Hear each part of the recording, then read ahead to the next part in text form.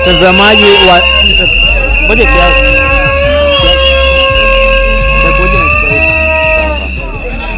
Ukianza niambie. Kama vile unavyotazama ni kwamba uchaguzi katika chuo kikuu cha Jomo Kenyatta ya teknolojia na kilimo umeweza kukamilika vizuri, na tunao mmoja ameweza kushinda hapa. Ataanza na majina zake na atatuambia alikuwa anagombea kiti kipi. Kwa majina naitwa Victor Omuyanza Osiolo. Nimekuwa nikiwania kiti cha Academic Affairs Secretary. Nashukuru kwa uwezo wa delegates kuja kutuvotia, kutupigia kura, na nimefurahi sana. Niko hapa kutufanyia kazi.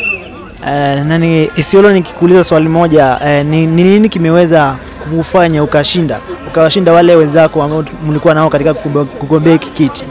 Ni nini kimeweza kitu ambacho kimeweza kunifanya ni kuwe mshindi? Ni jambo la kwanza ni ambao wamenizunguka, wamenifanyia kazi safi, na niposa fanya kazi safi tulielewana vile tunataka tuone shule yetu inafaa ikue.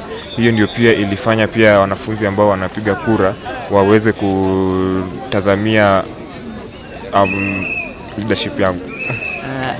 Na wanafunzi wa chuo kikuu cha JKUAT watarajie nini kutoka kwako kama kiongozi wao? Katika kuwania kiti hiki niliweza kupeana manifesto yangu.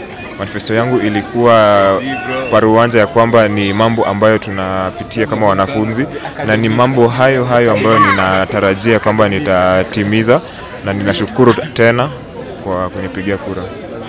Na tukiingia katika sekta ya wanahabari, tuko na kituo kimoja tu ambacho ni Top Notch Media, na Top Notch Media kimekuwa ni kituo pekee hapa katika chuo kikuu ambacho kinapeperusha matangazo. Unaweza kuahidi nini kwa hawa wana Top Notch Media kuwa unaweza kuwafanyia ama unawaahidi? Kitu cha kwanza ambacho niligundua na media katika shule yetu, especially wale ambao wanafanya courses hizi, hatuna vifaa vizuri vya kutingiza dunia ya media. Niko hapa kuhakikishia kwamba ninataka niwahusishe katika activities ambazo tunaandaa.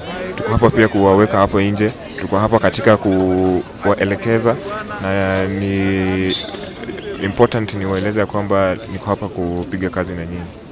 Asanteni sana watazamaji wa Top Notch Media. Bila shaka hakikisha kuwa umetufuata katika kila mitandao ya kijamii. Mimi nafahamika kama Joseph Mutai.